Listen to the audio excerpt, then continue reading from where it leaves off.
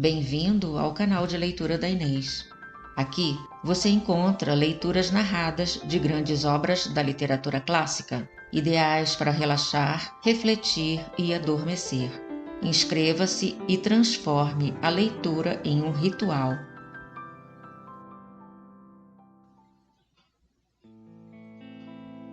As Mil e Uma Noites. Continuação da história de Beder, príncipe dos persas, e de Jauhara, princesa do reino de Samandal. Beder recebeu-a com muito respeito e com acentuada inclinação de cabeça. Lhe mostrou que também bebia a sua saúde. Entretanto, as damas da rainha Labe, entrando com instrumentos musicais, deram início a um agradável concerto, enquanto os dois continuavam a beber pela noite adentro. Em virtude do vinho, tão fortemente se aqueceram que Beder se esqueceu de que a rainha era feiticeira e olhou-a apenas como a mais linda mulher do mundo. Mal a rainha percebeu que o tinha levado ao ponto desejado, ordenou com um sinal que os eunucos e as mulheres se retirassem, e Beder e ela dormiram juntos. No dia seguinte foram ao banho. À saída, as mulheres que haviam auxiliado o rei apresentaram-lhe uma veste das mais magníficas. A rainha, que também tinha posto um vestido mais esplêndido que o da véspera, levou-o ao seu aposento. Após uma bela refeição, passaram agradavelmente o dia passeando pelo jardim e distraindo-se. Labe tratou Beder dessa maneira durante 40 dias, como costumava fazer com os outros amantes. Depois, julgando que Beder estivesse dormindo, levantou-se sem fazer barulho. Mas Beder, que estava acordado e que desconfiava de que ela planejasse alguma coisa, fingiu dormir e prestou atenção a tudo quanto ela fazia. A rainha, abrindo um cofrezinho, tirou uma caixa de madeira cheia de um pó amarelo. Com o pó, traçou uma linha atrás do quarto. Imediatamente transformou-se a linha num ribeiro de água muito límpida, com grande surpresa de Beder, que, tremendo de medo, continuou a fingir que dormia. A rainha, tirando a água do regato, colocou-a dentro de uma pia, onde havia farinha, e preparou uma pasta, amassando-a por muito tempo. Finalmente, introduziu drogas que tirou de diversas caixas e fez um bolo que pôs num recipiente coberto. Como havia acendido antes um fogo, tirou algumas brasas, pôs sobre elas o recipiente e, enquanto o bolo cozia, guardou os vasos e caixas de que se servira. Em seguida, pronunciando misteriosas palavras, fez desaparecer o regato que corria no meio do quarto. Quando o bolo ficou pronto, tirou-o de cima das brasas e levou-o a um gabinete. Depois tornou a deitar-se com o rei Beder. Beder, a que os prazeres, os divertimentos tinham feito esquecer o bom Abdala, lembrou-se dele e julgou ter necessidade do seu conselho depois do que vira a rainha Labe fazer durante a noite. Logo que se levantou, demonstrou à rainha o desejo de visitá-lo e rogou-lhe que lhe concedesse permissão. "Como, meu caro Beder?", respondeu a rainha. "Já estás aborrecido? Não digo de morar num palácio tão soberbo, mas da companhia de uma rainha que vos ama apaixonadamente e que disso vos dá tantas provas?" "Poderosa rainha", disse Beder, "como eu poderia aborrecer-me de tantos favores com os quais tendes a bondade de me cumular? Bem longe disso, senhora. Peço sua permissão para dar conta a meu tio das grandes obrigações que vos devo e demonstrar-lhe que dele não me esqueço. Não nego, porém, que em parte solicito esta licença pela seguinte razão. Como sei que me estima muito e que há 40 dias que não me vê, não quero que ele pense que não correspondo aos seus sentimentos. Ide, respondeu a rainha, mas não vos demoreis. Lembrai-vos de que não posso viver sem vós. Abdala ficou contentíssimo ao rever o rei Beder. Sem considerar a sua posição, abraçou-o ternamente, o mesmo fazendo Beder, de modo que ninguém duvidou de que não fosse realmente seu sobrinho. Quando estavam sentados, Abdala perguntou: E então, como vos achastes e como vos achais ainda com essa infiel, essa feiticeira? Até agora, respondeu Beder, posso dizer que ela tem tido para comigo todo tipo de consideração, para melhor me convencer de que me ama perdidamente. Mas esta noite percebi uma coisa que me dá uma justa razão para suspeitar que tudo quanto ela tem feito é apenas dissimulação. Pensando que eu estivesse dormindo profundamente, levantou-se e afastou-se de mim com grande precaução. Pus-me a observá-la, fingindo sempre que dormia. Continuando a narrativa, Beder contou ao ancião tudo o que vira fazer e, terminando, acrescentou: Até agora confesso que quase me esqueci dos vossos avisos quanto à sua maldade, mas essa ação me fez temer que ela não manterá a palavra que vos deu com tão solene juramento. Lembrei-me de vós imediatamente e considero-me feliz por haver ela permitido que eu viesse visitá-lo. Não vos enganastes, respondeu Abdala, com um sorriso que mostrava não ter ele mesmo acreditado que ela procedesse de outra maneira. Nada é capaz de obrigar essa pérfida a melhorar, mas nada temais. Conheço o meio de fazer com que o mal que vos destina recaia sobre ela mesma. Suspeitastes bem e não podeis ter feito melhor do que recorrer a mim. Como não mantém os seus amantes mais do que 40 dias, em vez de mandá-los embora, simplesmente os transforma em animais, com que enche os campos e os bosques. Desde ontem tomei medidas para impedir que vos trate da mesma maneira. Já faz tempo demais que o mundo aguenta esse monstro. É necessário que ela mesma seja tratada como merece. Terminando, deu Abdala 2 bolos a Beder e pediu-lhe que os guardasse até o momento oportuno. Dissestes-me, continuou, que a feiticeira fez um bolo esta noite. Destina-se a vós. Não duvideis, mas guardai-vos de prová-lo. Não deixeis, porém, de pegá-lo quando ela vô-lo apresentar. E, em vez de levá-lo à boca, substitua-o por um dos 2 que acabo de vos dar, sem que ela o perceba. Logo que ela acreditar que comestes o que vos ofereceu, não deixará de começar a transformar-vos em animal. Nada conseguindo, há de fingir que é uma brincadeira, para causar-vos um pouco de medo. No entanto, dominá-la-á, mortal desespero, e imaginará que omitiu alguma coisa na composição do bolo. Quanto ao outro, obrigue-a a comê-lo. Obedecerá para fazer-vos crer que não desconfia de vós, depois de vos ter dado razão de desconfiar dela.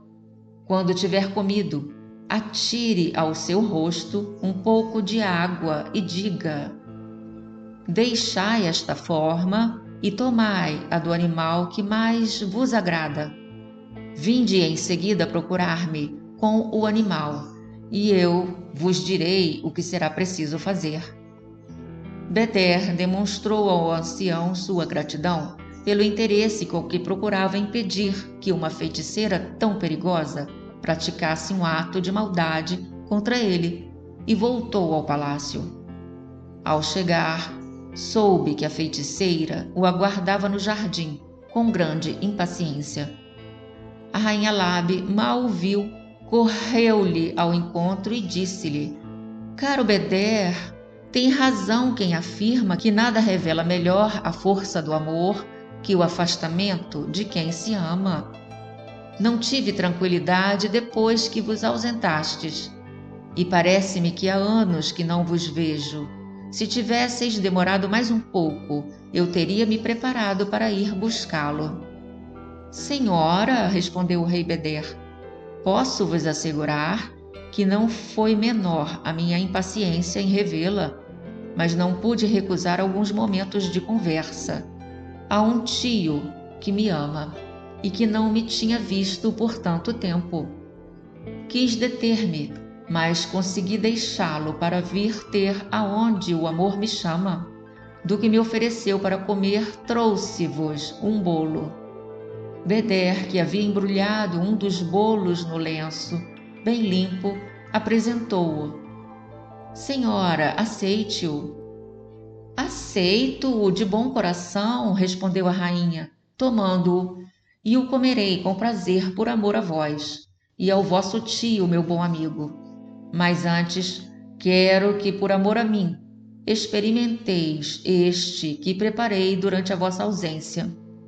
Formosa rainha, respondeu Beder, recebendo-o com respeito. Mãos como as vossas não podem fazer nada que não seja excelente. Não saberei nunca vos agradecer o bastante.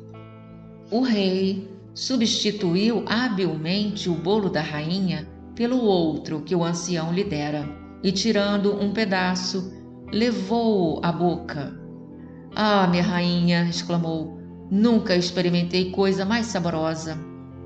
Como estavam perto de uma fonte, a feiticeira, pegando um pouco de água com as palmas das mãos, lançou-a a seu rosto.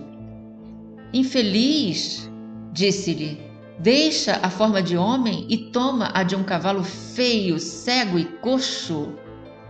Essas palavras não surtiram efeito, e a feiticeira ficou extremamente surpresa de o rei Beder estar no mesmo estado, dando apenas sinais de grande medo. O rubor cobriu-lhe as faces, vendo que tinha falhado. Caro Beder, disse-lhe, não é nada, acalmai-vos. Não queria vos fazer mal, pretendia apenas ver o que diríeis. Seria a mais detestável de todas as mulheres se cometesse tão negra ação, não digo apenas pelos juramentos que fiz, como também pelos sinais de amor que vos dei. Poderosa rainha, respondeu o rei Beder, ainda que esteja convencido de que o fizestes apenas para vos divertir, não posso deixar de estar surpreso. Como não se sentir emocionado quando se ouvem palavras que revelam tão estranha mudança?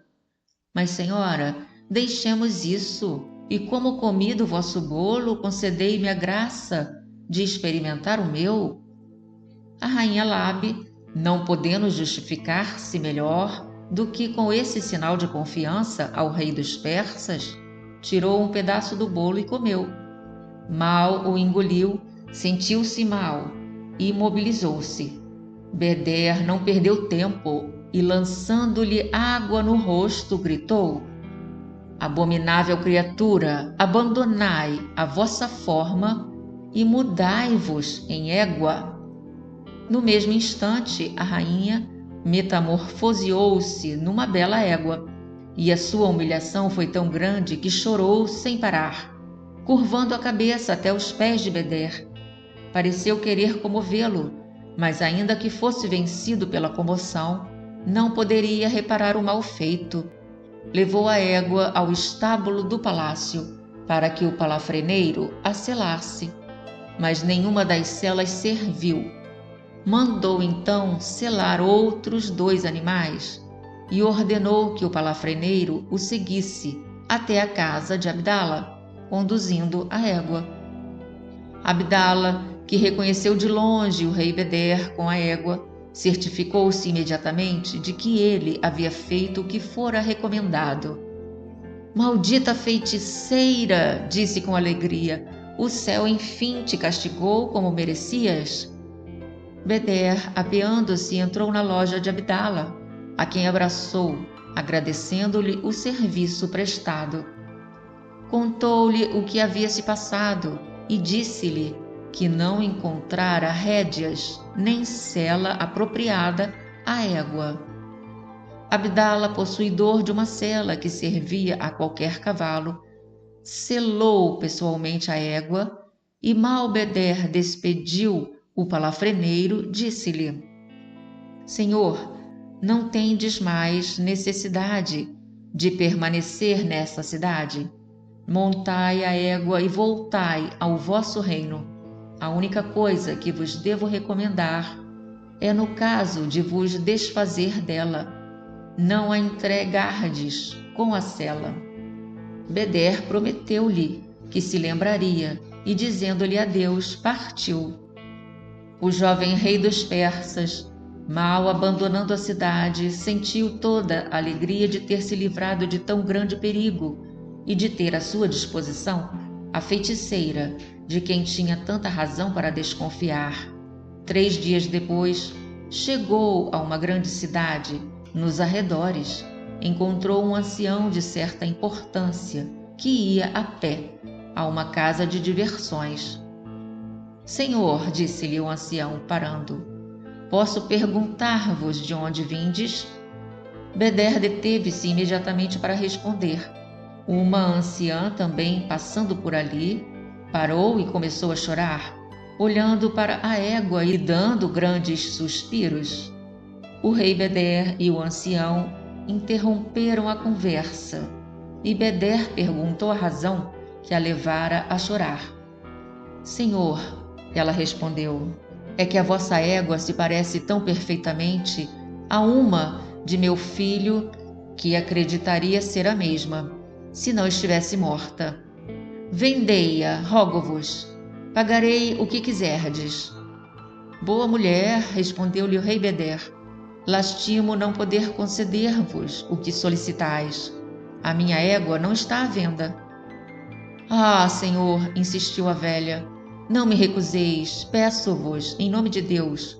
Morreremos, meu filho e eu, se nos não concederdes essa graça. Boa mulher, disse o rei Beder, eu a cederia com prazer, se tivesse decidido desfazer-me dela. Nesse caso, porém, exigiria 1000 moedas de ouro. Dai-me o vosso consentimento, retomou a anciã, e eu vos pagarei imediatamente as 1000 moedas. Beder, vendo que aquela criatura estava pobremente vestida, não acreditou que ela dispusesse de tão grande quantia. Para ver se não mentia, disse-lhe, dai-me o dinheiro e a égua será vossa. Imediatamente ela tirou uma bolsa da cintura e apresentou-a. Apeai-vos, pediu-lhe, para verificarmos se a quantia está certa. Se não estiver, encontraremos logo o restante, uma vez que a minha casa não é distante. A surpresa de Beder foi extrema ao ver a bolsa. Boa mulher, prosseguiu, não percebeis que o que eu vos disse foi simples gracejo? Repito-vos que a égua não está à venda. O ancião, que lhe testemunhava toda a conversa, tomou então a palavra. Meu filho, é preciso que saibais de uma coisa. Não é permitido nesta cidade, de maneira nenhuma, mentir, sob pena de morte. Assim, não podeis dispensar-vos de pegar o dinheiro desta boa mulher e entregar-lhe a égua, uma vez que ela vos oferece a importância que pedistes. Será melhor proceder sem escândalo do que expor-vos à infelicidade daí resultante. Beder, aborrecidíssimo por se ter metido naquele negócio com tão pouca precaução, apeou-se.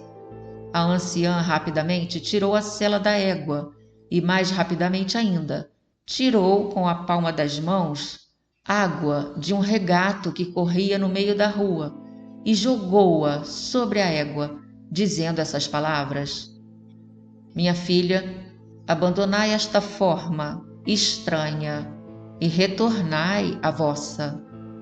A mudança realizou-se num momento, e Beder, que perdeu os sentidos ao ver aparecer a rainha Labe, teria caído por terra se o ancião não o tivesse amparado.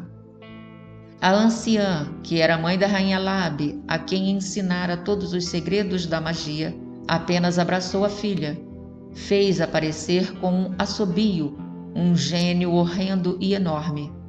O gênio pegou imediatamente Beder, a anciã e a rainha feiticeira, e transportou-os em poucos momentos ao palácio da cidade dos encantamentos. A rainha, enraivecida, lançou ao rosto de Beder grandes censuras. Mal se viu de novo no palácio. Ingrato, disse-lhe, é assim que vosso tio e tu me agradeceis tudo quanto fiz por vós? Farei sentir-vos o que mereceis. Calou-se então e, pegando um pouco de água, atirou-lhe ao rosto. Abandonai esta forma e tomai a de um horrendo mocho. Essas palavras foram seguidas do efeito. Logo em seguida, ela ordenou a uma das mulheres que colocasse o mocho numa gaiola e que nunca lhe desse de comer nem de beber. A mulher retirou-se com a gaiola e, sem levar em consideração a ordem da rainha, deu ao mocho comida e água. Ao mesmo tempo, como era amiga de Abdala, mandou avisá-lo às ocultas do modo pelo qual a rainha acabava de tratar seu sobrinho e do seu plano de matá-los. Pedia-lhe assim que o impedisse e cuidasse de salvar-se. Abdala reconheceu que era difícil lidar com a rainha Labe. Assobiando de certa maneira, fez com que imediatamente aparecesse um gênio de 4 asas, que lhe perguntou por que fora chamado. Ó Raio, disse-lhe o ancião. Raio era o nome do gênio. Trata-se de proteger a vida do rei Beder, filho da rainha Gulnara.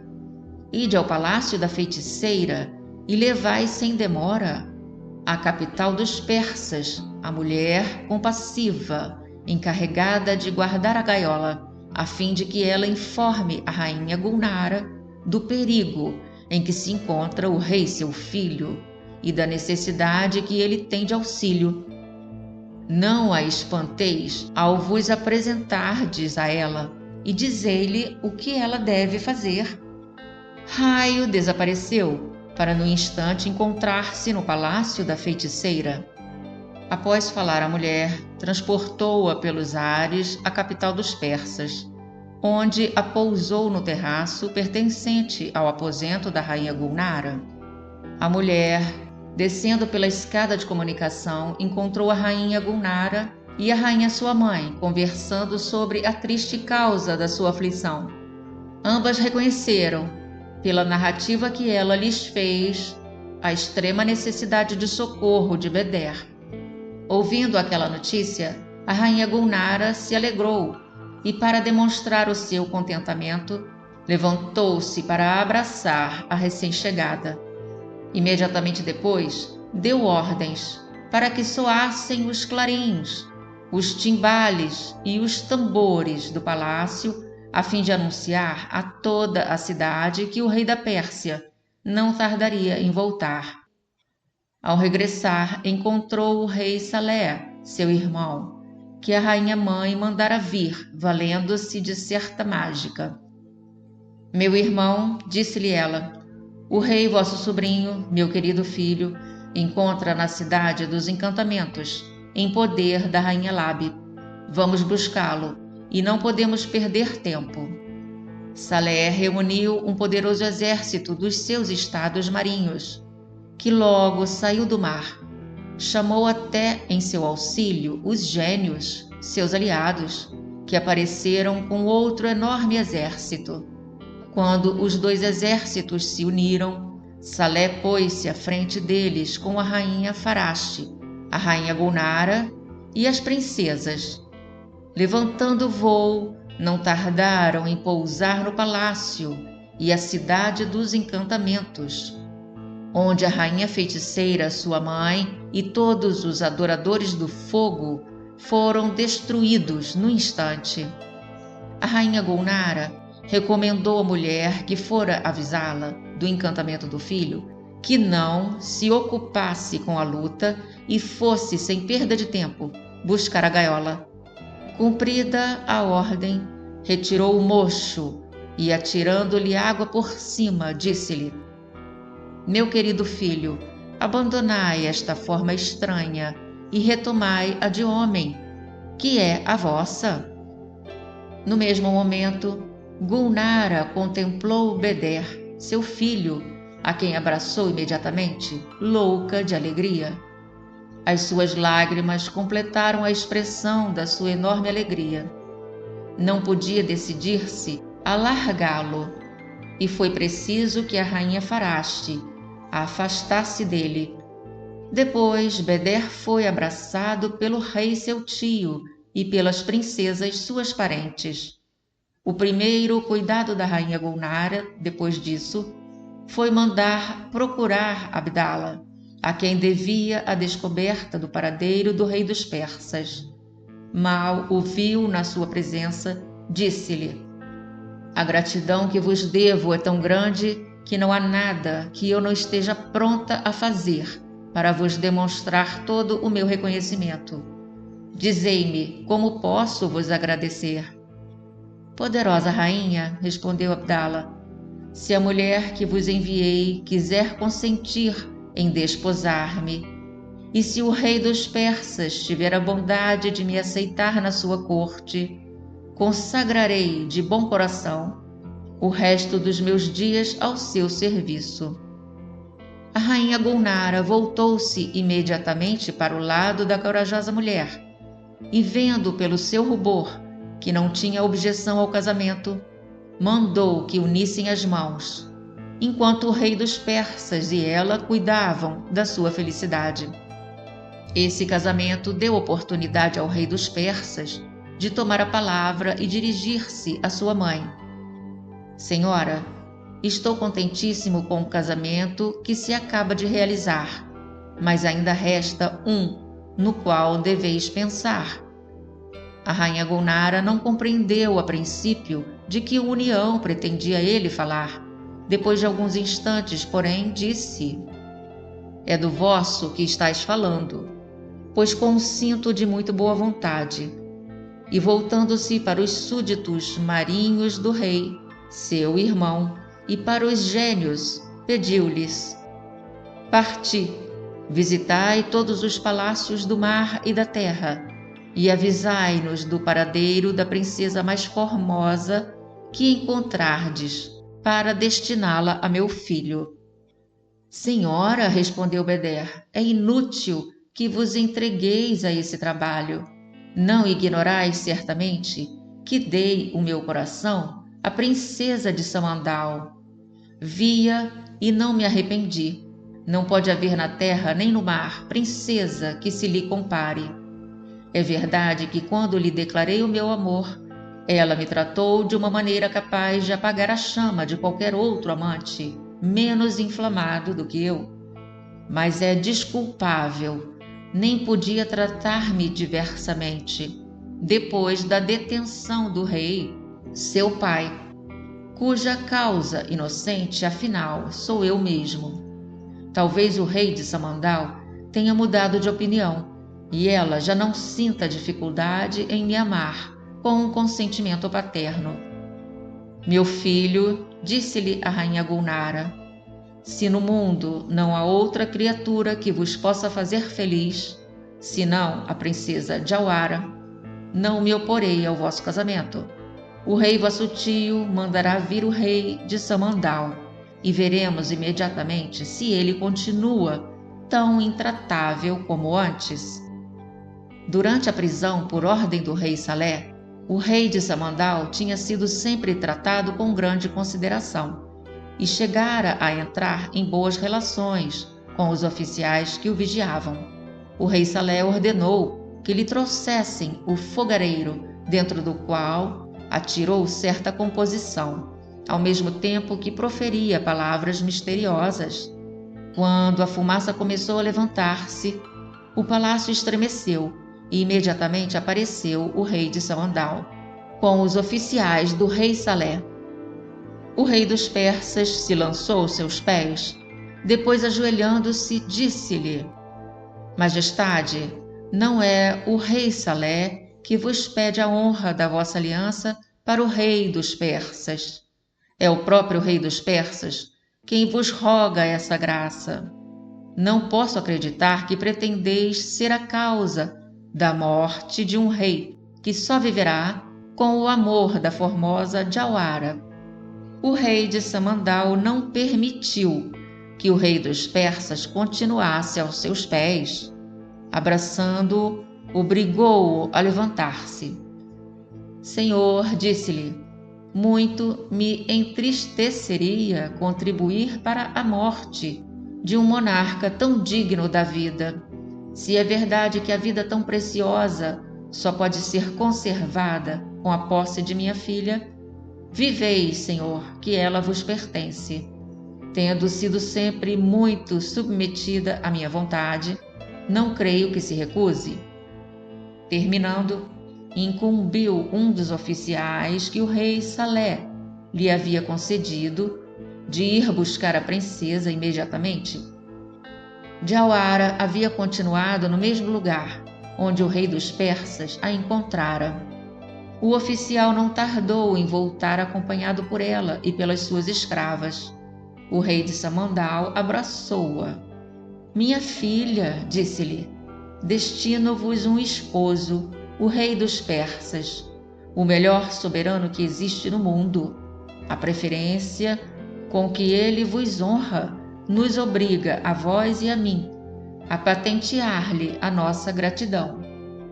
Senhor, respondeu Jauara, bem sabeis que nunca vos faltei ao respeito devido. Estou pronta a obedecê-lo e espero que o rei dos persas se esqueça do desgosto que lhe causei. Acho que é bastante justo para compreender que eu não podia faltar ao meu dever. Celebrou-se o casamento no palácio da cidade dos encantamentos, com grande solenidade. Tanto que da festa participaram todos os amantes da rainha feiticeira, que haviam retomado a sua forma no momento em que ela deixara de existir, e queriam apresentar seus agradecimentos ao rei dos persas, à rainha Gulnara e ao rei Salé. Eram todos filhos de reis, príncipes ou membros das classes mais elevadas. Salé devolveu ao rei de Samandal todos os seus estados e o rei da Pérsia, no ápice da aventura, voltou à capital dos persas com a rainha Gulnara, a rainha Farache e as princesas. Estas ali se demoraram até que Salé fosse buscá-las, para levá-las de volta ao reino do mar.